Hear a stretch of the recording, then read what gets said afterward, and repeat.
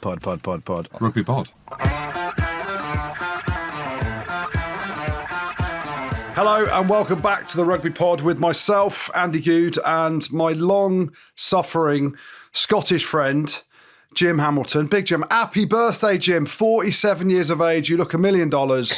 How are you? There's a few greys in the beard. There's a bit of stress from yesterday, but happy birthday, James. How happy are you? Thank you. I'm very happy. I'm 42, and as we know, I say this every year. Where's the VAT on that? Okay. Where's the VAT? No, we lost a year during COVID, so I'm 42. And just for reference for the listeners, there's no beard dye, there's no hair dye. I get asked that a lot. I'm looking well for my age, apparently, but I feel weird on my birthdays. I've said that for the last 10 years. But anyway, I can't wait for this podcast, Andrew. I'm gutted. Fair play, Argentina. Fair play, Santi Carreras. Flipping the game on its head. And we'll get into all of that, Andrew. And look, I'm a quarter English. That's the arrogance in me. It's the confidence. And they overpowered the All Blacks. Yes, we did at HQ. I love the way. I know you love the way. Okay, but it's very impressive from Steve Borthwick, who you wanted out and I wanted to keep him. And he's doing the job. The boys are back in turn. Yeah, sometimes you get a second chance and you take it. And James, I love the way you're now English because Scotland lost to Argentina in a very dispiriting way for all you Scots. But we'll be going through all the Quilter Nations games. Wales got a vital win over Japan in the last second with Jared Evans having the biggest cojones you've ever seen. Ireland got Mack back and he scores against his home country 3 times. And we'll be asking the big questions around the Springboks, whether they've got a discipline problem, whether the referees hate them, whether the referees just got it absolutely shockingly wrong. So it wasn't a red card, but we'll get into that, James, won't we? Yeah, well, maybe they should start every game with 14 men because they're the only team that can do it with 10 men, 12 men, whatever, 7-1 bench. The great Rassie Erasmus and my South Africans. So you know the drill as always. Everyone settle back, enjoy, and make sure you subscribed on the #1 audio, music and podcast channel. That's Spotify. It's our Spotify. This episode is presented by Ford and the new Ford Ranger plug-in hybrid. Going hybrid definitely doesn't mean losing strength. The Ford Ranger plug-in hybrid still carries a 1-ton payload and tows up to 3.5 tons. In short, even though it's a plug-in hybrid, it's still packing all that Ranger muscle. The new Ford Ranger plug-in hybrid. More power, just in case. Order before the end of December and get a free home charger included. Search Ford Ranger plug-in hybrid or visit ford.co.uk for more information. Hey, Rod's back as well, Jim. Anyway, let's go to you, Jim. Let's leave Rod out because he's had a few weeks of annual leave. But happy birthday, James. What do you get? Any surprises from the missus? You get, the birthday gifts, birthday treats? Not yet, no. No, we do it in the evening because the morning is chaotic. So, I can imagine. But my mate's up. My best mate, Bravo's arm, is up. So I've just been for a wander around Edinburgh with him. I went to the game with him and Kieran yesterday from Catapult, and we enjoyed the game. As rugby fans, we'll get we'll get onto that part of it as a Scotland fan, But the occasion, the weather was good, and I did a bit of work for Corinthians as well. I know you've done some for there. So there was a bit of work, but mainly pleasure with my best mate up and his mate. So we're all best mates and enjoying Edinburgh and enjoying the rugby, Andrew. So that was enough for me. As I told you, I'm trying to be more present. I'm trying to enjoy work as well as pleasure. Try and integrate the two. I know that you don't do these things. It's all work, Dubai, work, Portugal. Pleasure. Yeah, I know. It's a pleasurable job. We have a great job. And I think that. And I just want to let the listeners know. So, yeah, my birthday starts this evening. I don't know what I'm getting. Beck ain't great at buying gifts. She's not. Didn't you get a cactus last year or something? I've had floating globes. I've had cactuses. I've had pictures that I don't put up on the wall and stuff like that. So I'm whispering because she's in the next room. But yeah, anyway, thank you for the messages that have come through, all 3 of them. And yeah, I will celebrate what feels like my 33rd birthday, but I'm actually 43. Time flies. Crazy. 10 years we've been doing this. 33 I was when we started this. Madness, eh? Talking absolute bollocks, and we're now literally bollocks, and we're 10 years on and 43, like that. Life goes quickly. Fire night. I don't want to go too deep. What was it like being in Murrayfield in person then, Jim? It was very quiet. Even when we were scoring tries and looked like it was going to be 50 points to 0. It was a quiet atmosphere in the stadium. Sunday game, amen to that. And maybe after the All Blacks, the emotion and the highs and lows of that. But I think a lot of people in that stadium thought it was going to be a walkover, because they would have this historic view of Argentina back in the day, who we've had great games against and they've always been close. But I think there was this maybe blinded by not really knowing how good this Argentina team are. And the fact that we came out of the blocks early and we started scoring tries, it was just a nice day out for everyone. Bit similar to the USA game. It felt like that. And that's not to belittle Argentina, because we will get into actually how special a team they are. And it's rightly that we give them their dues on this show. But that's what it felt like. It just felt like it didn't feel, and it didn't have that feel of a test match like the All Blacks or a Six Nations game. It was just quite quiet. It was quite chilled. And it seemed for the first 50 minutes that it was a bit of a team run for Scotland. It didn't come across that way on TV in terms of you saying it being quiet or whatever. I still love the bagpipe on the roof for the anthem. Obviously, you're winning, you're 21-0 up just after half time. And you sat there thinking, what is this Argentina team doing? And I started thinking, what excuses can I make tomorrow when I do the podcast for the Argentinians? The Argies looked really lethargic. They looked like their tanks were empty. And I'm like, well, they've been all over the world this year. They've played a load of test matches. It's towards the end of their season. And then I thought the majority of them are either playing in the top 14 in France or the Prem. So they're on, like the South Africans, a 12-month rugby season. And when you delve a bit deeper into it, you know, like the South Africans get looked after by their teams over in South Africa a little bit. They get rest periods. The Argies, they go back to the Prem, they go back to the top 14, and those clubs want their pound of flesh out of them. So I need to do a bit of digging in it, but I wonder how many games like Choco Barros has played this year, Carreras, you know, all these guys, you know, Juan Cruz Malia playing at Toulouse, Oviedo, who's playing at Perpignan. Like, you go through the list, and I want to know how many games these boys have played. You know, Montoya played at Leicester, didn't he? He's now out in Po in the top 14. And it'd be interesting to see their stats on how many games they've played across 2025 so far as a year compared to other players. But I'm thinking, what excuses can I make? Because Jim's going to come in full of beans. It's his birthday. Scotland has smashed Argentina. I'm just going to have to sit there and take it. And then he just empties what I'm now going to call La Bomba squad, because bomb in Spanish is bomba. So I'm calling them La Bomba. La Bomba. The Bomba squad, they come on. And oh my days, Santi Carreras, I have never seen a 10 have a bigger impact on a game off the bench than he did. He was ridiculous. And as we spoke about the week before, and we talked up at the live show on Friday, and we talked up throughout last week around the differences in everyone's following Razzie with the bomb squad, and, you know, England's got the pom squad, and Scotty Robertson puts the TT on the bench for his kind of him. It's all about the benches now. And Argentina's bench, when they unloaded it on 45 minutes, so they brought on Gaggio, Marchetti, Pablo Matera, Majano and Santi Carreras. They changed their 9, 10, their 8 and a couple of props, and to a man, every one of those players had a mega impact. And then you look at Scotland and what they did from being 21-0 up. Flynn floats one over the top, a bit of a speculator, and it looked like Scotland were probably going to score again, didn't it, to go 28-0 up at some point. He just throws a bit of a weird pass, actually, because Sione Tuipulotu's on the edge and he's probably looking for the kick. He gets stuck in the mud a little bit. Iskro reads it, feeds it onto Majano, who puts the little kick in. Carreras picks it up from nowhere. First time in the game, Carreras isn't holding his head because he's been banged in the head looking to get boys yellow carded. And then obviously Blair Kinghorn gets yellow carded off the back of that break. Montoya scores straight from the kickoff. Argentina go the length again, making breaks, and then Iskro scores to make it 21-12. And then off the back of that, Scotland were just panicking, weren't they? And you could see momentum massively swung, but also the atmosphere completely died as well. And you expect Scots. It's quite interesting. I know they got booed off at the end, and I'll ask you about that in a sec, but Scots are normally loud and want to get after teams, the fans, that is. And it was like a morgue in there, wasn't it? Yeah. Why? Yeah, I'm still a little bit in shock by it. You know, you've given a lot of detail on the game there and the story of the game and how it unfolded.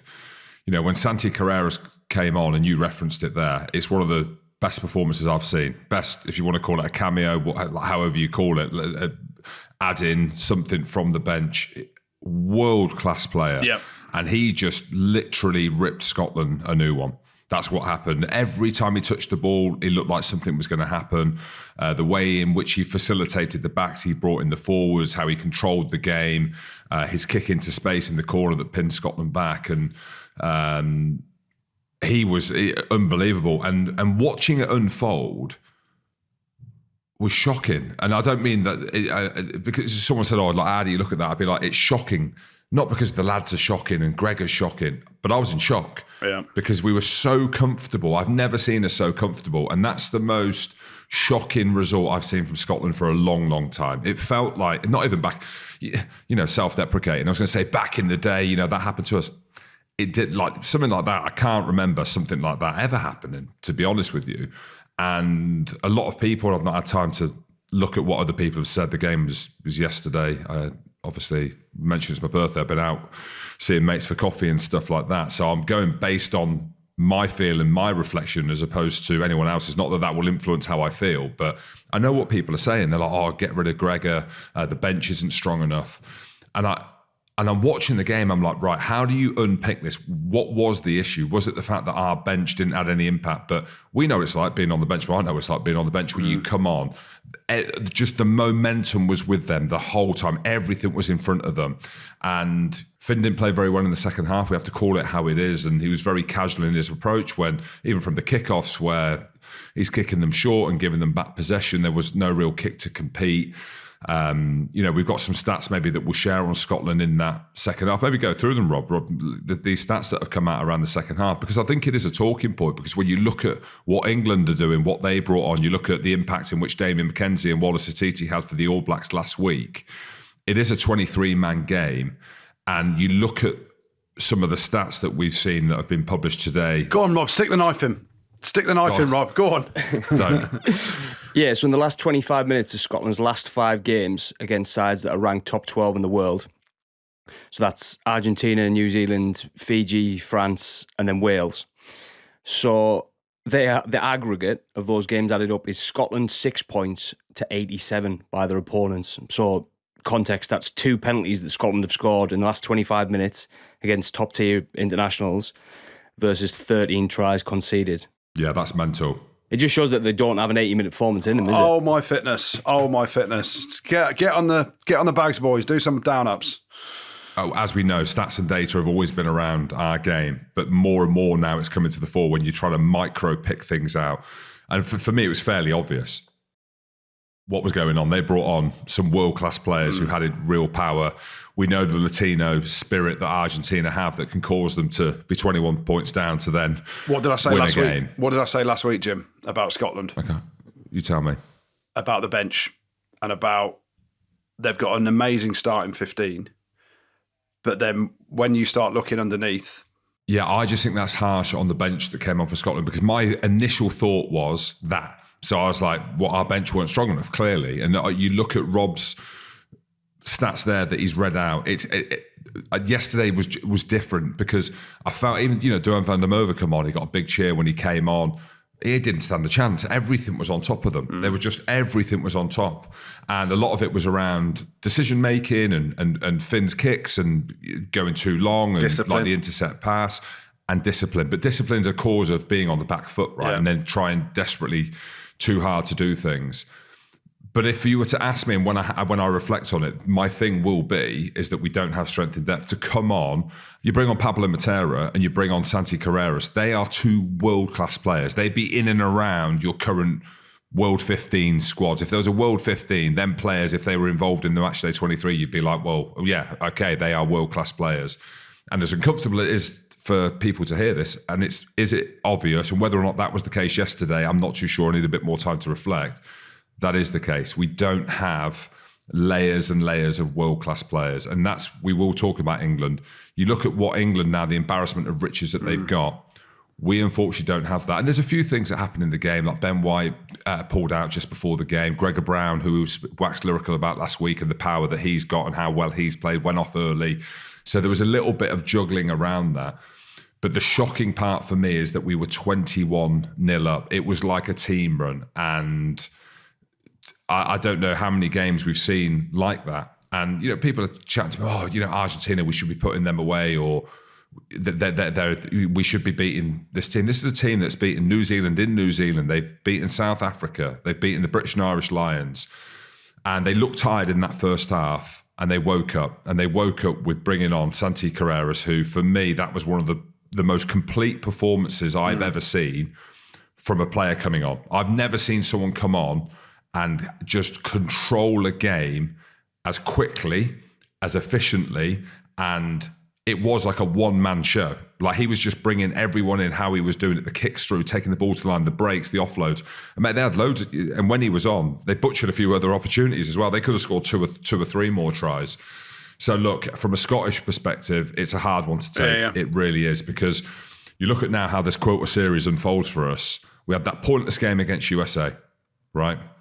Good game against New Zealand, a good game against Argentina in terms of the quality of opposition. And we've got Tonga, and he says this, we should be beating Tonga comfortably. And for me, I don't know what it is, and Rob will do a bit of digging on it for the next couple of weeks. And there's some news coming out about this Nations Championship that's coming out, more international games. Ireland have played the All Blacks 11 times in 10 years or something like that. We've played them 3 times. Okay, for whatever reason, we're travelling to... I know Fiji's a tough place to go and play. Fiji are above us now in the world rankings. But why are we not playing New Zealand away? Why are we not playing South Africa away? Why are we playing USA in game 1? I understand the reasons why, because it's these tier 2 nations or the emerging nations or whatever. We have got nothing from that game. And I look at Ireland's fixtures that they're playing. They're playing New Zealand every year. They're playing South Africa every year. They're playing Australia. They're playing Argentina. They played Japan. Yeah, okay, they played Japan. Okay, but we're playing USA and we're playing Tonga at the bookend of them things. And then we're going to go into a Six Nations off the back of and the summer tour as well. We were kind of joking about it. They've gone to the US and they've gone to Uruguay. You know what I mean? Yeah. So for me, it's the level of competition is not where it needs to be. We've got 2 teams in Scotland, so players are going through the net. Whereas you look at Argentina, when they went into the championship, they're getting hammered at the beginning. They're getting hammered. And now you've got a team like Argentina who are like modern day barbarians. They're scattered all over the world playing. They're absolutely bollocks. They are. Julio Montoya said it to one of the boys, and we were talking about it. I was with Matt Scott and Stuart McAnally, and they were chatting to him. Like, they're off the back of a season, but to put in a performance like that and how comfortable they looked in chaos at the end, how comfortable did they look? How in control did they look? How much power did they have when it really came to it? How mental is it that they were so abject for sort of 53 minutes until they get their first try? And like you said, it was a team run for Scotland. And you're looking at the game going, you could end up making all sorts of excuses for the Argentinians about how knackered they are or whatever. It's the start of their European rugby season in reality. So they're playing in the top 14 or the Prem. They've got another 25 games to go. Like, it's mad when you say that. Mental. But then actually, when you're talking about the game, the high of Scotland in that first half especially, and, up until 45 minutes when La Bomba squad came on for Argentina, Scotland were flying. And it just shows the momentum swing and the result in the end. Now, the feeling in Scotland is dejection. They got booed off the field. Argentina could be going to Allianz Stadium this week having got absolutely hosed by Scotland. But they're now going to be flying because they found it within themselves in that last 25, 30 minutes to pull a performance. Like, you've got players like Juan Cruz Malia and Choco Barras in the backs who were really poor for 45, 50 minutes. And then all of a sudden, with those lads off the bench and Santi Carreras just changing the intensity and the pace which they played, all of a sudden they're full of beans again. So it just shows professional sport how ridiculous it can be from in a game from one extreme to the other. And that was the same for Scotland, how great they were in that first 50 and then how shocking they were in the last sort of 30, 35 minutes where nothing went for them. They were making errors. They were under the pump. They didn't have a bench to go to really to make an impact. He didn't use Tom Jordan, did he? Off the bench, and would it have been a big thing to hook Finn off and throw Tom Jordan on there, or put Tom Jordan in at 12? And, these are things that they're the questions for me. How do you wrestle back momentum and control of a game when you've had it so comfortably to then just basically pull your pants down and say, here's my skids, have a go, lads? Because from a Scotland perspective, there's some skid marks on show for that last half an hour, isn't there, Jim? Can I ask you a shit question, Jim? Oh, no. I know what you're going to say. Oh, no. Go on. Is this whole Red Bull thing with Gregor a distraction? Well, if you go back to what we were speaking about, where I was a bit harsh on Gregor and critical that I didn't feel as if he should take the Newcastle role, and then I changed my mind because I thought he was going to call me up and tell me off for saying that about him. And then Biggs was talking about it, like we can only judge that decision by Gregor Townsend and by the SRU on how this Quarter Nation series goes. And now we're at that point now, right, where we have to judge. Do I think that is a distraction? I don't necessarily think that is a distraction, no. There's a lot of people calling for Gregor's head now, disgruntled fans, the team being booed off, which I've not heard for a long, long time. And we know sport's ruthless, like rugby's no different. Football, they're ruthless, how quickly they change their coaches. In other sports, they do it as well. I think we are at this point now with Gregor Townsend. I think he'll be there for the Six Nations, but I think there'll be some considerations now to who potentially could be next. And it's unfortunate for him that this Newcastle, or fortunate if you look from a financial perspective, about this Red Bull opportunity in Newcastle has come round for him, because now you're naturally thinking, well, is it a distraction? I think it comes down to quality of player. I've always said that, okay? I've always said that we are battling with what's coming through, and the fact that we're having to kind of like randomly pick players from all over the place and from different countries to come and fill voids that we've not managed to fill from within. And that's a pathway program, which I've actually hearing David Nucifora is doing a great job on rectifying that and fixing that. And Alex Williamson, the CEO who listens to the show. But you have to now look at the person that's leading the charge in that, in Gregor. We don't have a leadership team within the group, it feels like, and that's a harsh thing to say. Yeah, we've got captain and we've got vice captains. I thought Rory Darge was exceptional as vice captain at the weekend. Yes, we've got experience. We've got a couple of British and Irish lions. I thought Ewan Ashman was wicked, very, very physical in how he carried. He was amazing. But you look at that next tier of players, again, Carreras comes on, Pablo Matera, captain of Argentina. Kremer's not even involved. You have got leaders that are playing at the highest level that are winning big, big games. I look through that list of players and it's a harsh thing to say. I'm struggling to see where the out-and-out leadership and the winners are. And you only get that by winning. You know what I mean? It's an easy thing to say, but you only become a winner by winning games, and by winning games like that against Argentina, by beating the All Blacks, by winning a Six Nations. And having been in teams of winners before, and having been in a Scotland team back in the day when we were losers, the common thread is the 2003 model, where you've got Clive Woodward as coach, but it wasn't about him. It was about the leadership team. It was about the players. Goody, you were at Leicester when you had Jono and you had Cozza and Neil Back and Wig, and you had these born winners who were used to winning games. I had it at Sarries at the end of my career, where we'd be down in a game, and at no point did we think we were going to lose. It was ingrained in you, and there was a confidence and arrogance, but more so a confidence that you were going to win.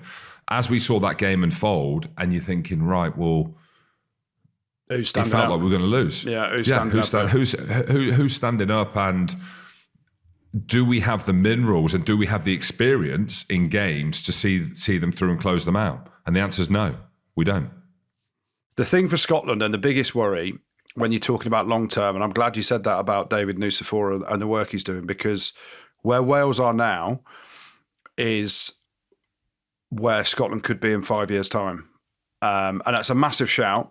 But in reality of the squad they've got, and the difference between Wales had that golden generation, or they called themselves the golden generation, didn't they? Because they won a couple of Grand Slams. And then there was no forward planning or thinking. The problem with Scotland is they've got this golden generation of players for Scottish rugby who are outstanding. They haven't won anything. They lose in games like this that they should win. And it's that same repeat question. And you're sat there going, where's the depth? Where's players coming through? And so that's the big worry for Scottish rugby. So for David Nucifora to do a job like that, that's massively important. But people questioning Gregor Townsend, I don't see that. And, you can use the Newcastle Red Bulls thing as an excuse around, he must have taken his eye off the ball. Obviously, he needs to toughen up with the players. And we know Gregor's not a coach that will read the riot act in a way that will make the players react in a way that he wants. He's just not that sort of coach, is he? I saw a bit of aggression out of him. He's punching the walls a little bit, which I quite liked. Punch. Well, yeah, he slapped him. Yeah, he tickled the wall. He was frustrated. He would go. Yeah, but I think that's a bigger responsibility on the players than it is on Gregor. And you've got to look at, without being harsh, and we're friends with a few of them, you've got to look at what is considered the leadership group of Finn, of Sione Tuipulotu, of Blair Kinghorn, who's, a multi-capped international. You go in the forward pack, and a lot of their experienced top tier players are in the backs, right? And this is where in the forwards, you look at someone like a Grant Gilchrist, Jack Dempsey, these guys, you've got to be leading from the front because, as we know, and I saw some comment from someone on X that said, that's why you can't have a back as captain. The captain needs to be in the forward pack making the decisions. And I'm like, it's not necessarily that, but it's the forwards needed to step up and take some leadership. And Finn needed to control it as a 10 and try and flip the game back into their favour. And it just didn't happen for him. So I think this is more on the players than on Gregor Townsend. But on the Six Nations, if Scotland don't have a good Six Nations, then he could be gone post Six Nations. And I don't think it's harsh saying that. No. You're saying that he could be gone.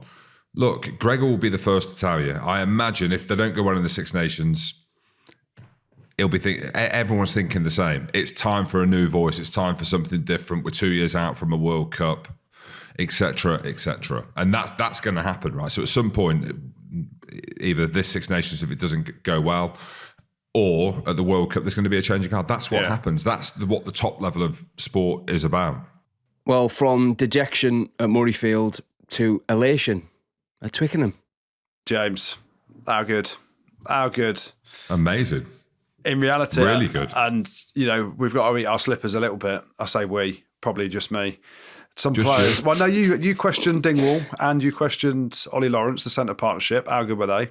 I questioned George Ford and his selection. I didn't. And he was very good for large parts of the game. Still some things to work on, but... we saw that on X. Why are you so harsh on him? Mate, England's defence was so tight because you got to stand next to him to make... It looked like, and that's where we were getting done, but they fixed it. Hang on. Let's just start on this, right, Adam? Because you've put a post out on X. I think I saw it flash up. Yeah. Calling George Ford out. No, I didn't call It was George. a masterclass in attack. I didn't. Yeah, that's the point. And it was. And I said that in a later post on X, how good he was. Defensively, we were getting cut at the time. Now, I post at the time when things are happening in the game. And people come at me like 2 days later going, he was outstanding in attack. I'm like, that's not the point. That's not the point I made on that post when we were getting carved up on the outside because they were all having to stand next to each other. And I said it a few weeks ago. But at 12-0 down, when we were getting torn to pieces at times, when they've got the ball in their hand, that's the fix. And we'll come on to where the All Blacks went wrong with some of their defensive stuff as well at some point. But from the Haka, and everyone's now trying to make out this thing about the Haka wasn't it great that we stood Jamie George on one side and Henry Pollock on the other? We were 12-0 down, lads, so I don't think the Haka had any impact on us winning the game at all and what we did. It did, and obviously the All Blacks sort of changed their focus a little bit and started coming forward. But we started... Hang on, can we just go on that? Can we just go on about them coming forward? Yeah. They must have been shitting themselves when Swing Low Sweet Chariot was getting thrown around in the stadium. They must have been thinking, no, you way, you dodgy buggers, don't you be singing that. You are, I mean, what the hell? Anyway, sorry, go on. Positive, let's stay positive. Yeah, the funny thing on that was Cody Taylor, obviously leading the Haka, and then Cody Taylor scores a second try and he's giving it the big holding his ear to the crowd. And then Cody Taylor, you changed the game with your little indiscretion at the breakdown, putting your hand in and giving away a yellow card. But, loads of points to talk about. First and foremost... Harsh yellow, though, that. Well, it's cynical, isn't it? So I can see... It was their first penalty of the game as well, which I get. That was my point. Yeah, but it's a cynical kind of... It's a yellow card to Big Show. Yeah. I can see why he's given it. And Andre Piardi, let's have it now. He's awful as a ref. He is awful. Like, he doesn't know what's going on half the time, and maybe that's a bit too harsh. But he's not a top tier ref for two of the best teams in the world to go at each other at Twickenham. In under pressure like that. Listen, England were good. Like the attacking shape, Lee Blackett's obviously had a massive impact. George Ford getting the 2 drop goals back to back. And we talked about the crowd reaction, and I think George Ford said it himself. He gets those 2 drop goals, and the energy has jumped in the kind of stadium. The noise is big just before half time. If he misses those 2 drop goals, everyone's like, we've got no idea what we're doing. And it shows you how up and down drop goals can be and how important they are. But George Ford was brilliant, ball in hand. Wouldn't have given him man of the match. I'd have given Ollie Lawrence man of the match, if I'm being honest, because he was an absolute beast. His try in the first half gets us back into the game where he brushes off Bowden Barrett. He gets rid of Leroy Carter just before he brushes off Bowden Barrett. And overall, England... momentum grew with them throughout the game once they'd gone 12-0 down. And it looked comfortable at times for New Zealand in those opening sort of 15, 20 minutes. But the energy in the stadium, the belief in this team now, 10 wins on the spin, has created a bit of a beast. The squad depth, the understanding of how to play under Steve and Lee Blackett, they changed their defensive structure in the second half a little bit to combat the getting done on the edges so easily. And you can only credit the coaching team, and I mean all of them in that, the players on the field led, by some of the senior players, the bench coming on, Henry Pollock, and people are saying, I'm fed up of hearing about Henry Pollock. You got to talk about the kid because he's unbelievable. Like the impacts he has at every level of the game he's played. And people are making out the big thing about the Haka where he's licking his lips, and I've seen some memes going around about it. But like he was on the go. Yeah, but he plays up to it and he delivers. That's the facts with Henry Pollock. He knows the cameras are on him. He knows if I do something here, it will get attention. It will get more cameras on me. It will get people talking. And fair play, he puts himself out there and he delivers. The best thing about it was, did you see Lee Blackett's celebration? The chalk and cheese moment between Lee Blackett celebrating a try that he's carved up and created from the training ground, and Steve Borthwick just sat there like that. Lee Blackett is punching everything he can punch, and he's so happy. I do love that. I love it. I love it. The amount of effort they put in, and I'm not even going to call it sacrifice, but we know how hard these coaches work. Yeah. Right, and the high pressure environment that they're in. And to bring someone like Lee Blackett in has been not a stroke of genius, because we know how good he is. I know that you keep talking about it, but it's added a completely different layer, a different confidence to the team. And you know what it comes down to as well? I think what I like about England and Steve Borthwick is, I suppose, the humility to be like, right, it isn't working. I might, as the head coach, not be able to unlock what we need to unlock. I'm not getting the best out of my players. Let's throw the checkbook at Bath and get Lee Blackett out of contract. Yeah. Because we need it. It's going to benefit England. And that's when you talk about Scotland, that's the difference. Yes, you have an embarrassment of riches at England. I don't know if they've got more cash. I don't know how that side of thing works. But they're like, right, who can we bring in this coaching team to elevate it? Barry McGuigan was great on tour to Argentina. Let's bring him in. Lee Blackett, let's bring him in. There's no egos, okay? We've got 2 defence coaches. We've got Wiggy doing kicking and attack. Let's bring in a Lee Blackett. And it's working.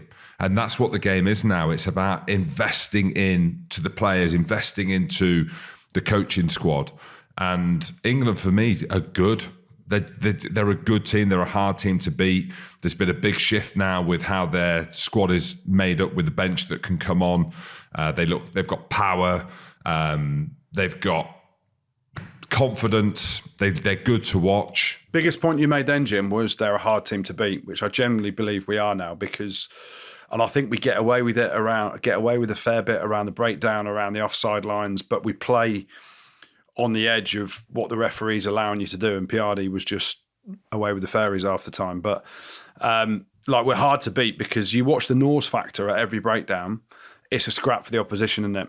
Mate, they're just good. Yeah. Just a good team now. And I know people are saying about the World Cup in Australia in 2027, that will be what it will be. But I think England could be favourites for the Six Nations. Yeah.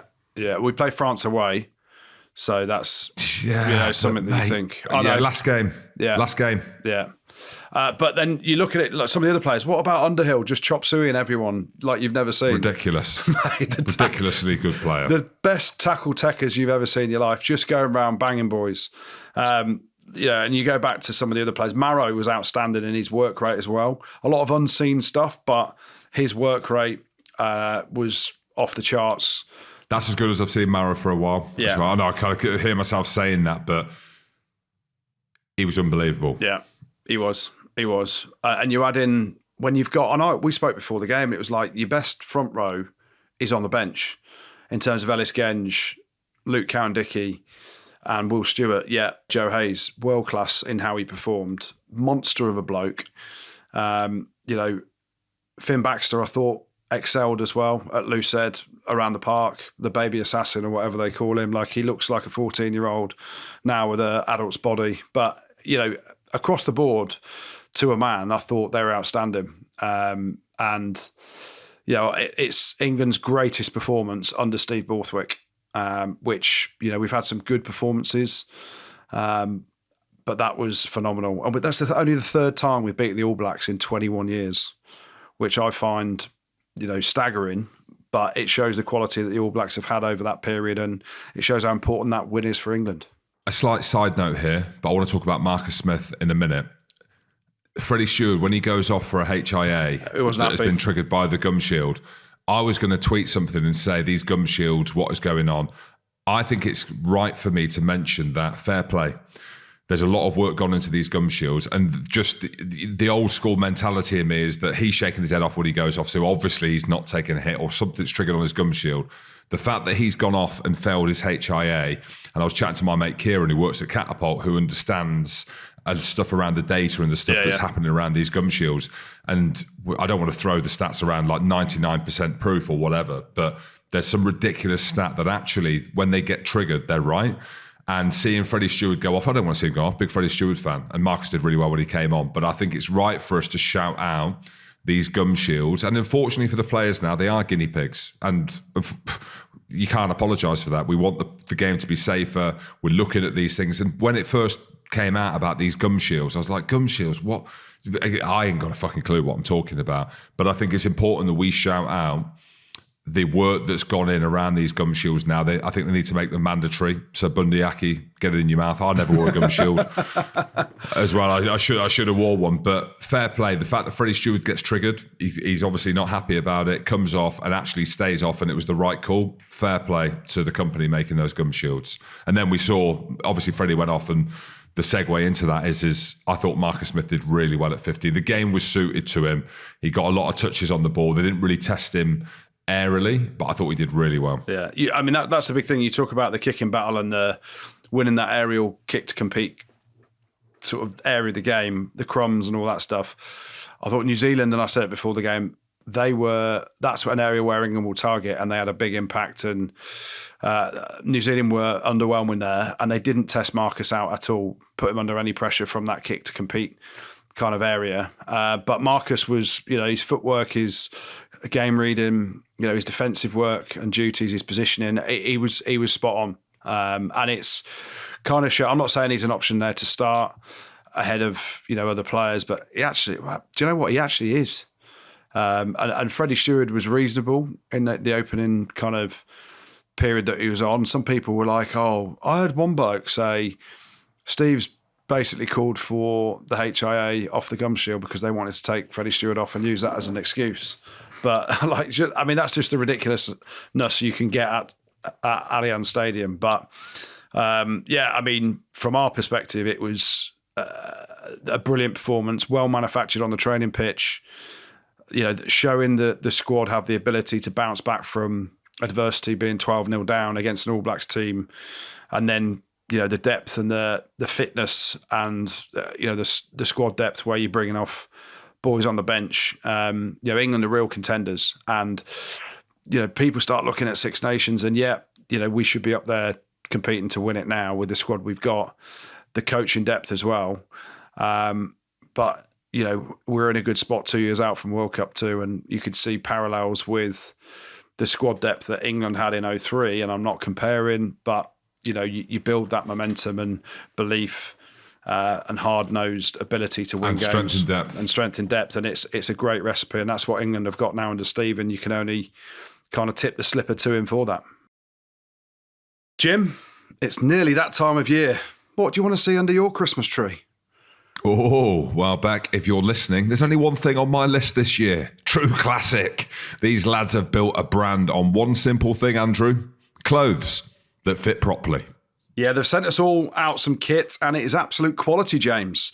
Even you could look like you go to the gym these days. They've sold millions of T-shirts. 25 million T-shirts to be specific, Andrew, and about 200,000 five-star reviews.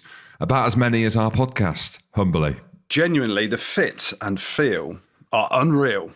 Soft as anything, sits tight around the shoulders and arms, bit of shape where you need it, and very forgiving around my midriff, James. And it's the perfect gift. Dads, brothers, your other half, they've even got women's and kids' gear now. Same premium comfort and the same perfect fit. Yeah, proper no-brainer for Christmas. Looks sharp, feels class, doesn't break the budget either.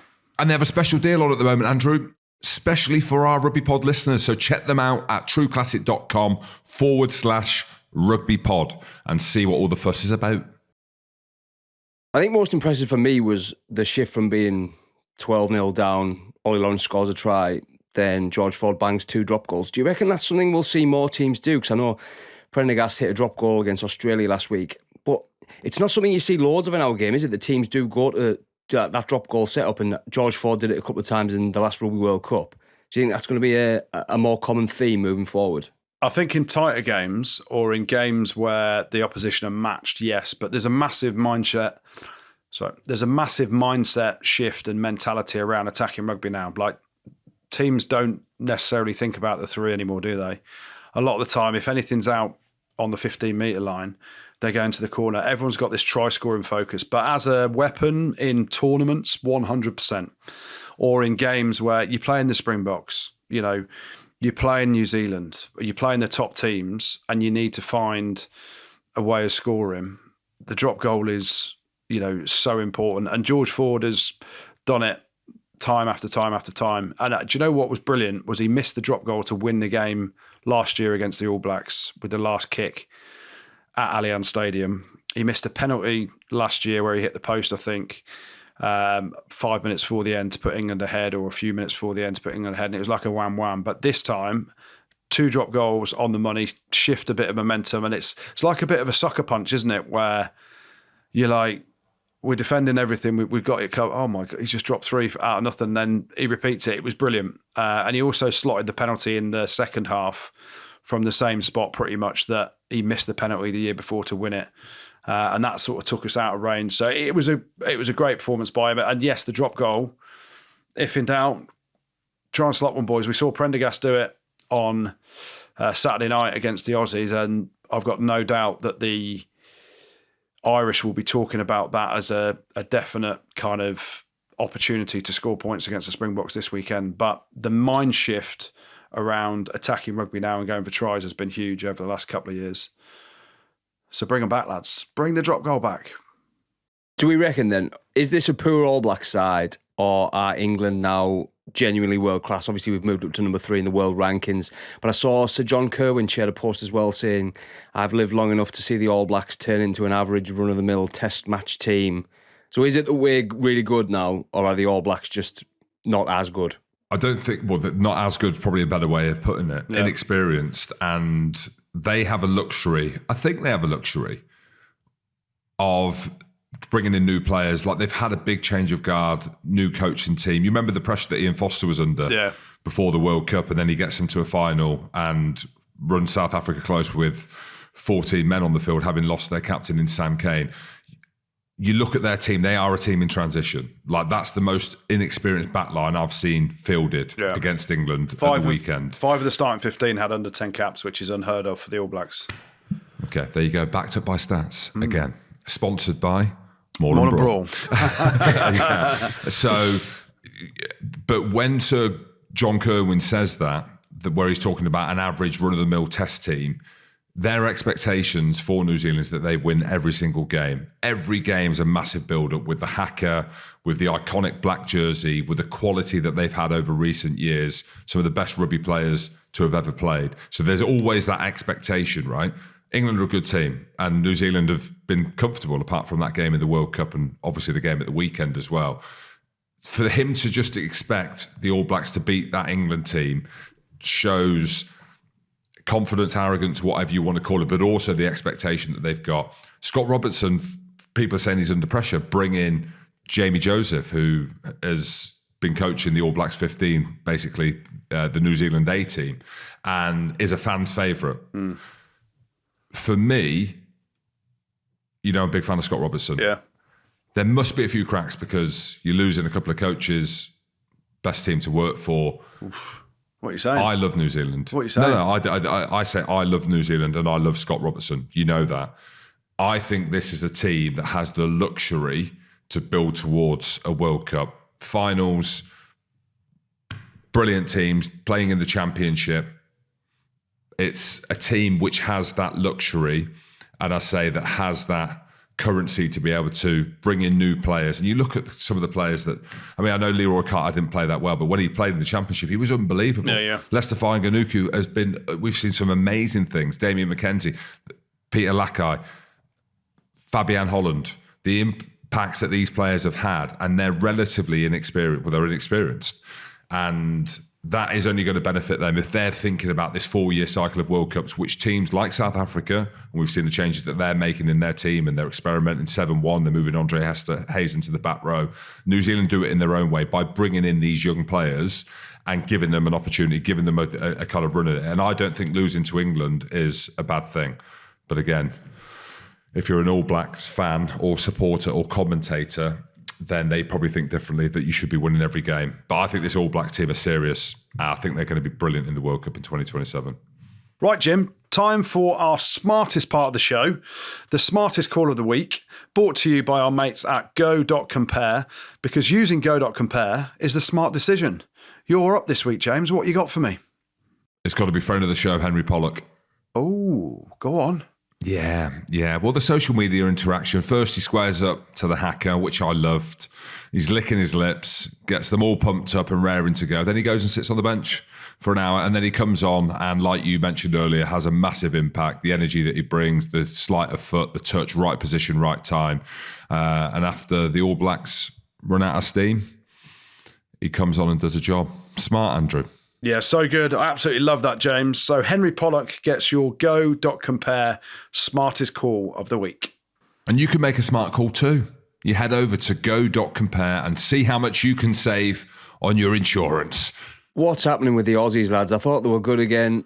Now they're shit again. Oh, they're fucked. What's going on? They're hanging on. They're hanging on by a thread, to be honest with you. It's they shot a lot of bullets for the British and Irish Lions tour. They're all over the place. The best players are playing. They're travelling. They're playing all different parts of the world. James O'Connor's in. James O'Connor's out. Will Skelton's in. He's going back. He's going out. Roger ain't happy. It's a bit of a mess, really.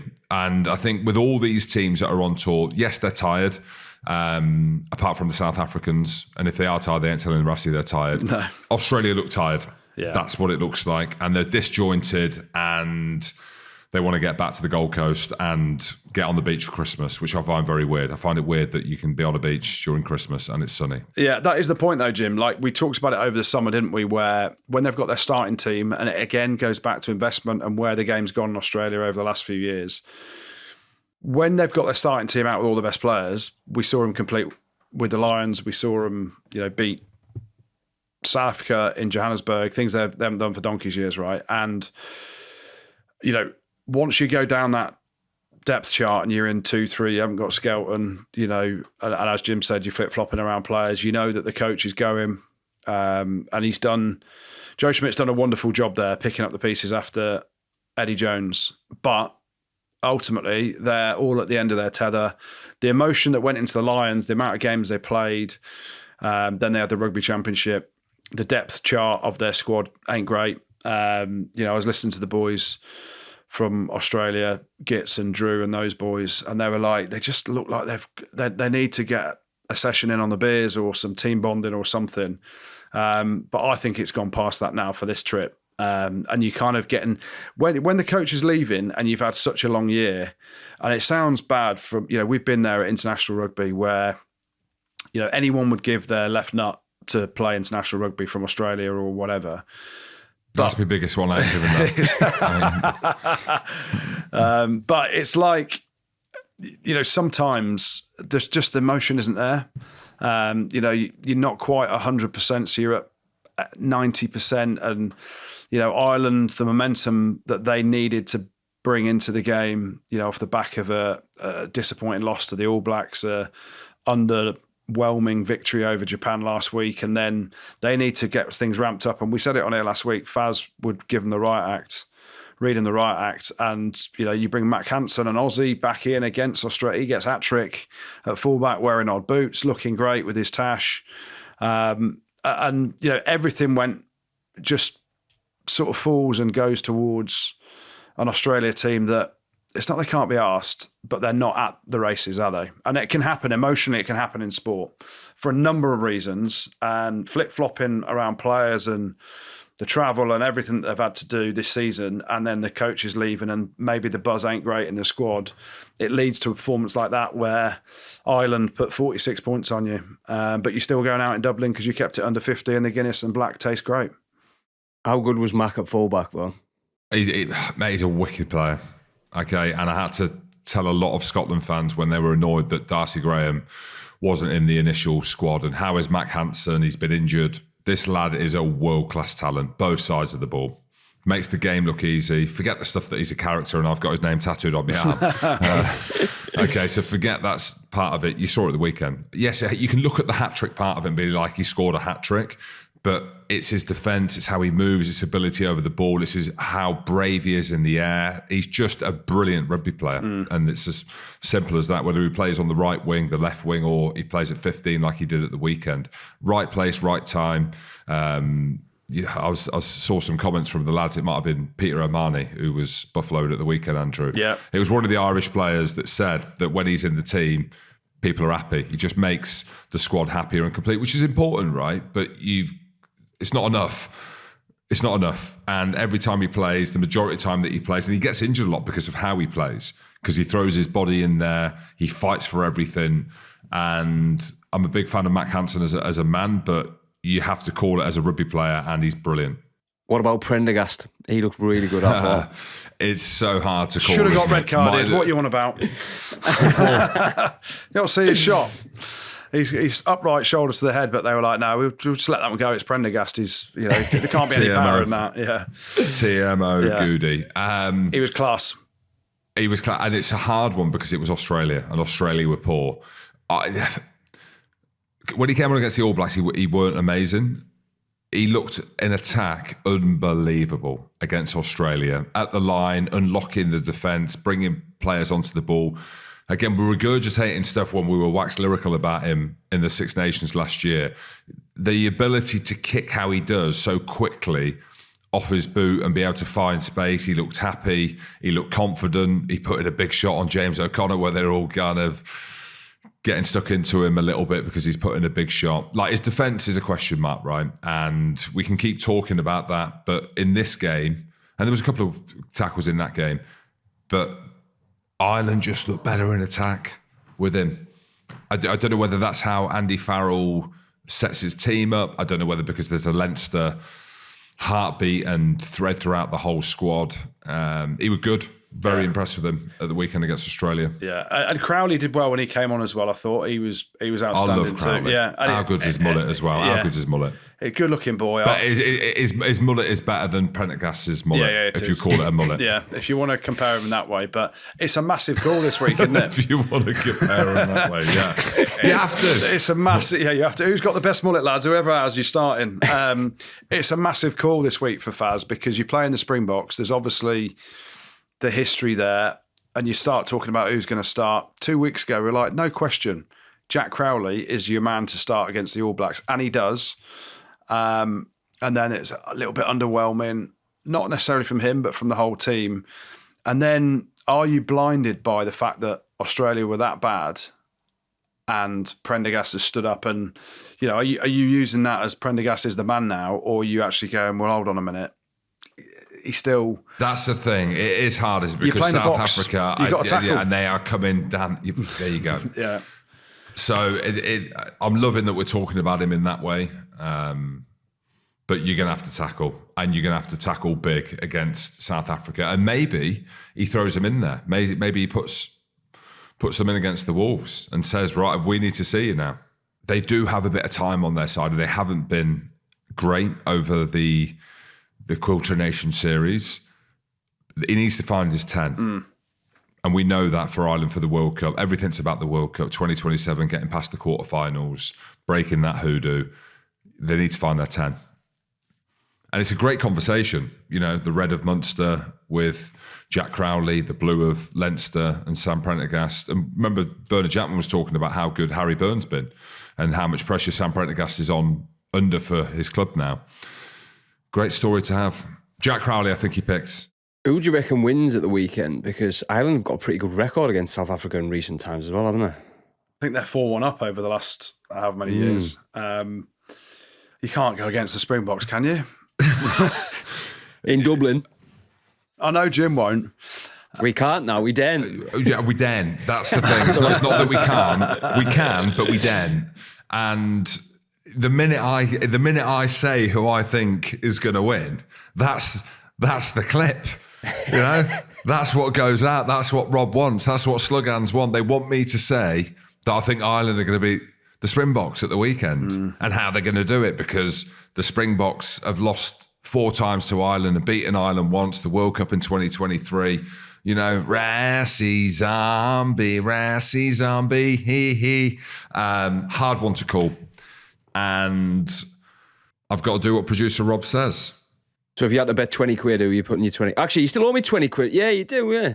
Well, you've been on holiday, Rob. I would have given you last week in the studio. Who has a holiday to Centre Parks in the busiest period everywhere and then claims annual leave from the podcast that happens every Monday? Annual leave. Come on, Rod. It's cheaper when the kids are at school, though, isn't it? Come on, Rod. I hope you got fined by the local government and council or whatever it is as well for taking your kids out of school. They've had a call for a week. They've had a really nasty call. He's got 20 quid coming in from me. So I'm going to put 20 quid to the Northumberland government. Is Northumberland, is that your regional politics? No, it's too far north.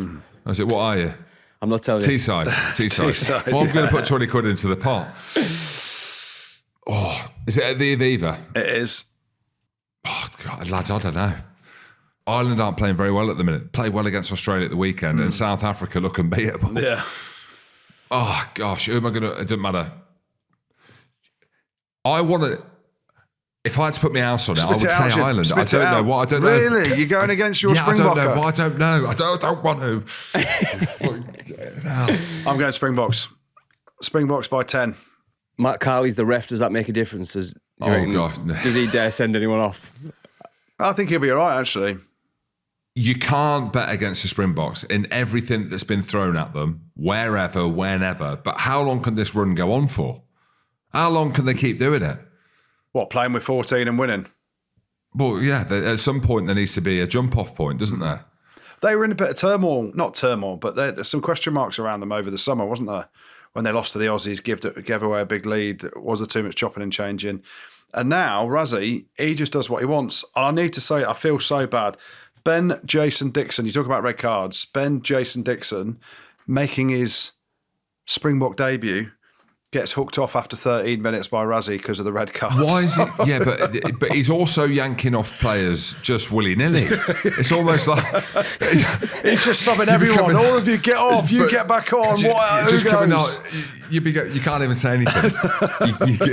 Razzie's bringing you off, and you can't, when you're high-fiving the physios and whatever when you come off. The physio's just saying, they're having to high five. Smile. Don't say anything. They are smiling. They're getting yanked off after 10, 15 minutes. I just dominated the scum, bro.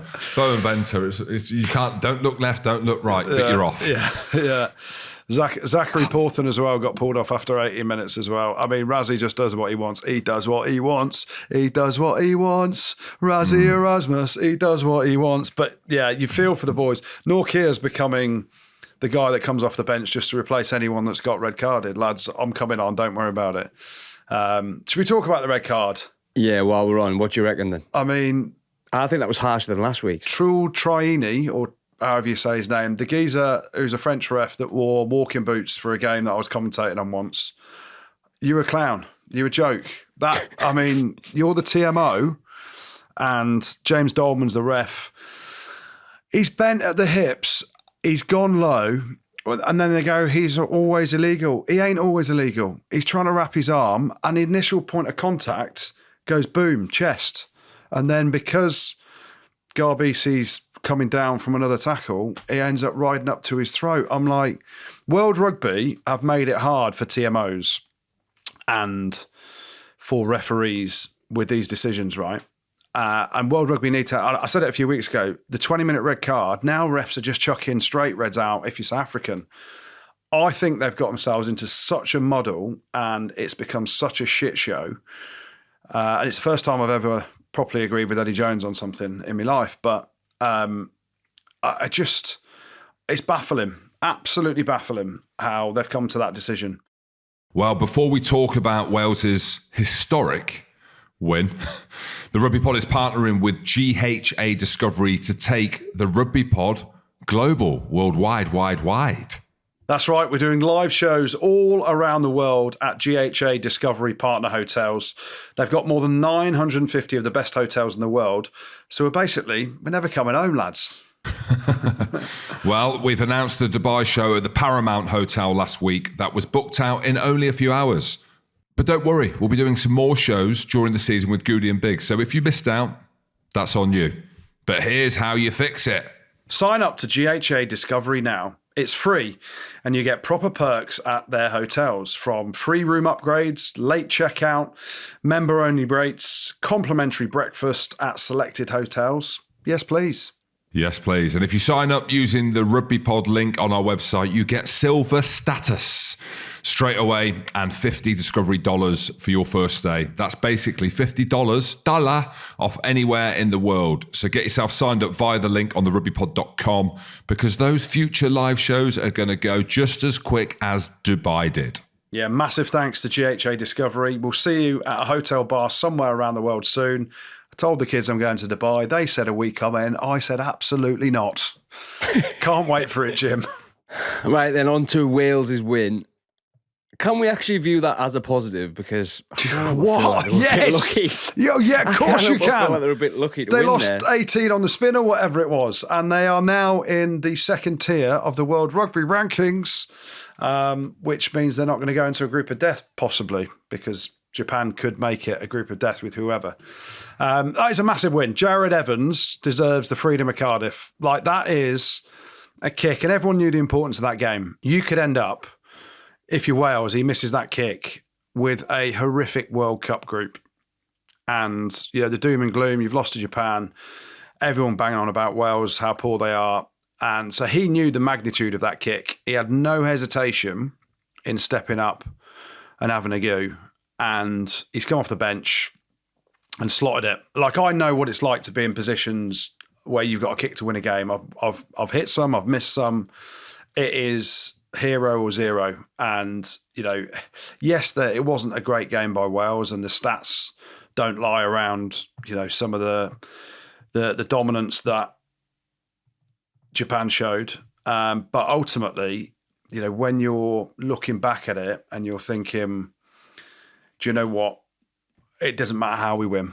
There's a red card to Josh Adams, which was ludicrous from him, shoulder charging into a breakdown, catching someone on the head. Like, no need for it, really. They're under pressure. Great that Ollie Cracknell in his second Test match gets man of the match. Looks good. Yeah, great player. They needed a bit of dog like him. They've lost Jack Morgan, their best player, by a country mile to injury. And sometimes you just need to get a win by hook or by crook. And that meant so much to everyone, didn't it? You're playing the All Blacks this week. You're playing South Africa the week after. Wales needed that victory with all the shit show, and we'll call it that's been going on in Welsh rugby for the last however many years, effectively. That was a huge sigh of relief. And now, yes, they'll get one of the top 6 in their group, but, they'll hope they'll get some of the lesser teams in tiers 3 and 4, and then can qualify through the group stages at the World Cup, because that's what that game on Saturday was all about. And there were nerves everywhere, and it goes right to the death for Jared Evans to get his spuds out and slot it with the biggest set of nuts you've ever seen. So give him the freedom of Cardiff, give him a sheep, and he'll be happy. Yeah, Goodey said it all. That's it. They needed the win. However, they did it. And there was mass jeopardy at the end, wasn't there? And you feel for Japan, but we're probably closer to Wales. Well, we are closer to Wales, but I mean, emotionally, with the Six Nations around the corner and the players that play, there's a lot of good people involved in that country. So I was happy to see Wales win, and massive win for them. And the confidence that will give them, it's going to be difficult the next couple of games for them, but from a position of World Cup rankings and all of these things that have the ramifications on that game at the weekend and how that's turned out, massive win. Congratulations to everyone in Wales. And well done as well for the fans sticking with them and sticking with their team, because it's been bleak. It has been bleak. And the fact that they're having to celebrate a win against Japan is sad in a way, but they could have lost that game very easily. Well, a new competition announced in rugby, the first one I've been excited about for a while, the Nations Championship. We've actually finally had it ironed out. They've been talking about it for how long now? A year. But we had the email today. We know what's happening. What are your thoughts? I like it. I like it a lot. International rugby is thriving. Absolutely thriving. And yes, the amount of games that players are playing, I think there's a shift now. And I think that people, whether or not they say it or not, the powers that be, when you're looking around the commercial optics of the game, where's the money? The money's in the international game. Simple as that. And I'm there for it. I'm all in for it. Yes, we need a globalisation of the calendar. Maybe this is the start of it. I don't really know. I don't know them things. Love it. One bit of ambiguity that I need to mention. Slight negativity. And I'm only saying this. Imagine if you're Georgia. You're in the top 12 world rankings, and unfortunately, you haven't got an invite. So it's the Six Nations teams from the Northern Hemisphere, and Georgia sit above Wales in the rankings. They also sit above Japan, who have been invited, and it's the 4 rugby championship teams, adding in Fiji and Japan. That is harsh. Yeah, poor Georgia. Like, if you go in the best of the best, Georgia are the best top 12 teams at the minute. So, I mean, I like the competition. You see the fixtures.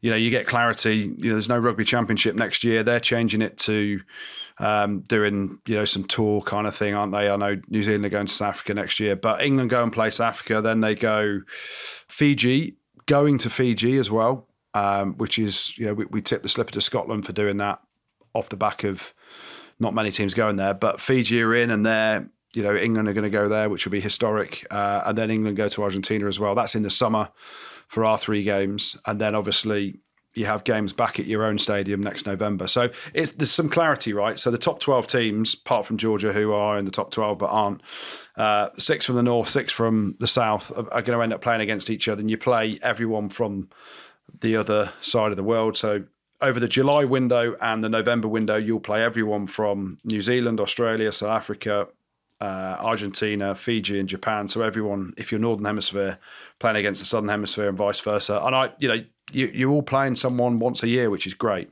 And as Jim said, international rugby's thriving. That's how to make money. That's how also to reinvest money back into the game further down, so that rugby can have longevity. There's a final, isn't there? Yeah, finals weekend at Twickenham. So you play 3 internationals in the November window. So Scotland will play 3 of the teams they haven't played in the summer before. And then in both pools, the winners play each other in the grand final. Second, third, fourth, fifth, sixth, all play against each other over a 3-day window. So it's 4 weekends in November. And the first one is hosted, of course it is, at Allianz Stadium, Twickenham, the home of rugby, James. To be fair, it ain't that clear, is it? When we try and break it down, it's not that clear, is it? Yeah. It's played across multiple months, different months, different parts of the year. It ain't that clear, but I'm there for it. International rugby, I'm there. We'll get through the games and then we look forward to a final. So I'm there for that. Yeah, it is quite confusing. Right, lads, should we finish things off with the good, the bad and the ugly?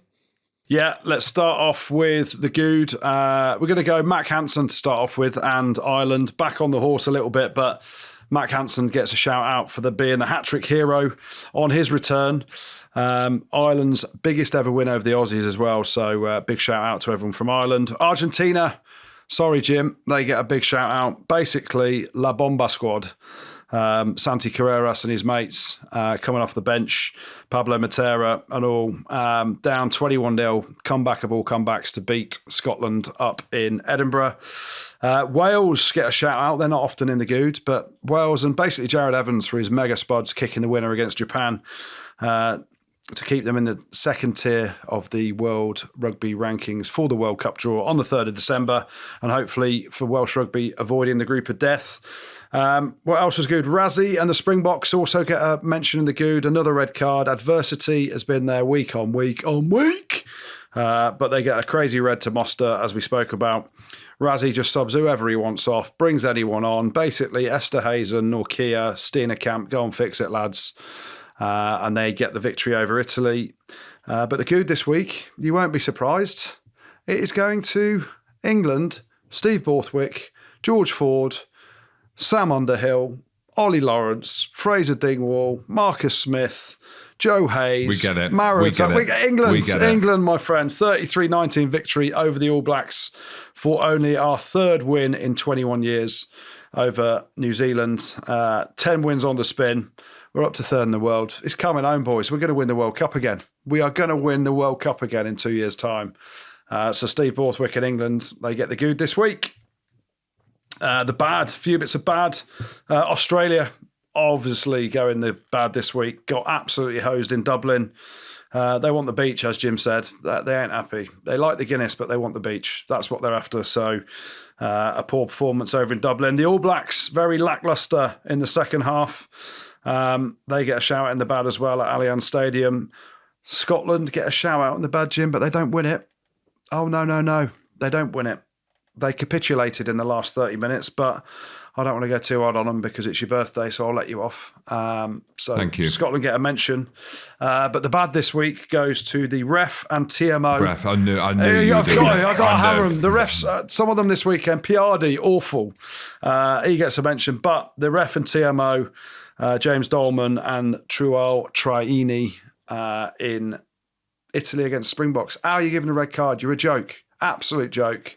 And it's Trual Traini, however you say his name, French, in his walking boots, in the truck. He just wanted to go walking up somewhere in Italy. He's probably got his ski goggles with him as well for a blast on the slopes. But that's why the ref and TMO from Italy versus Springboks, you get the bad this week. And then the ugly, two bits of ugly. We start off with Josh Adams, no arms clear out on his opposite number, Ishida. And we had Josh Adams on here the other week, didn't we? Don't come on here and then get a red card, lads. It's not good for our rugby pod. But Josh Adams, you get a mention in the ugly. But the ugly this week is going to go to Rodrigo Netti for the clear out on Sawala. So the French number 17, have a look at it. I put it on my X. Yeah, I did see it. It's a horrific clear out. And Christoph Ridley, the ref, and Stuart Terridge, the TMO, were like, no, that's all right. Probably didn't get the pictures from the French TV producer, to be fair, but how that's not been looked at and given a straight red, I've got no idea. So it just shows the absolute balls up that's going on with some of the decisions, and that's why Rodrigo Netti wins the ugly this week. Right, Andrew, some shout-outs, mate. Yes, James. We're having our Christmas party in a few weeks. Love Christmas. Yeah. Not in November. Not in November. No. There's too many trees up now for me liking, but I love Christmas. Keep going. Yeah. Anyway, it's the 3rd of December, so it will keep you happy, Jim, at the Sports Bar and Grill in Marylebone. We'll be previewing the Champions Cup with a few guests and our friends at Premier Sports and spreading some Christmas cheer. Tickets are limited, so get onto ticketpass.org and search for the Rugby Pod to get along to that. And let's have some eggnog and Christmas drinks.